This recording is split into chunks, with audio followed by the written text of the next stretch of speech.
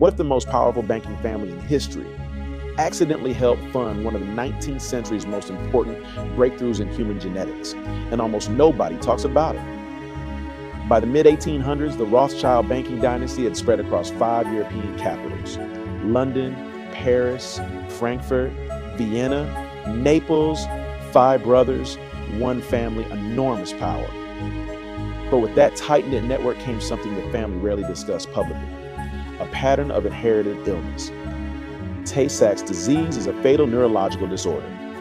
It disproportionately affects Ashkenazi Jewish families, and historical research has documented its presence across several prominent aristocratic families of the era. The Rothschilds, among the most prominent Ashkenazi families in Europe, were not immune. Children born seemingly healthy would regress. They would lose their sight, their motor function, and their lives before the age of 5. Medicine at the time had no framework to explain why this happened, or why it seemed to cluster in certain family lines. Gregor Mendel published his Laws of Inheritance in 1866, the same decade these patterns were being observed in elite European families. But his work was ignored for 35 years. It wasn't until 1881 that British ophthalmologist Warren Tay first described a distinctive cherry red spot on the retina of an affected infant.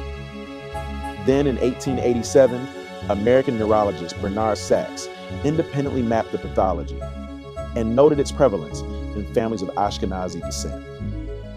What these physicians were documenting, without yet knowing the mechanism, was a recessive genetic disorder, one that only appears when a child inherits a defective copy of the same gene from both parents.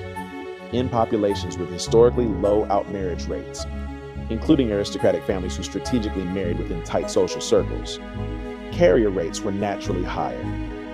The Rothschilds' famously endogamous marriage strategy, designed to keep wealth within the family, was, genetically speaking, a double-edged sword. But here's where history gets genuinely fascinating. The Rothschilds didn't just observe this tragedy, they funded medical research.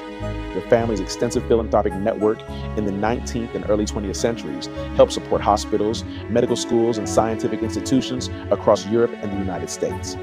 Some historians argue this patronage, driven partly by the reality of hereditary disease in elite communities, quietly accelerated the infrastructure that would later make modern genetic medicine possible. And today, Tay-Sachs carrier screening is one of the most effective genetic prevention programs ever developed. Rates in Ashkenazi Jewish populations have dropped by over 90% in screened communities since the 1970s. It is a genuine triumph of applied genetics, and its origin story runs partly through the drawing rooms of 19th century aristocracy. The Rothschilds are remembered for banking, for influence, for conspiracy theories that have nothing to do with their actual history. But the real story of a family quietly entangled with the birth of human genetics is far more interesting than any myth. If you want more history that's stranger and more human than the legends, follow and I'll keep digging.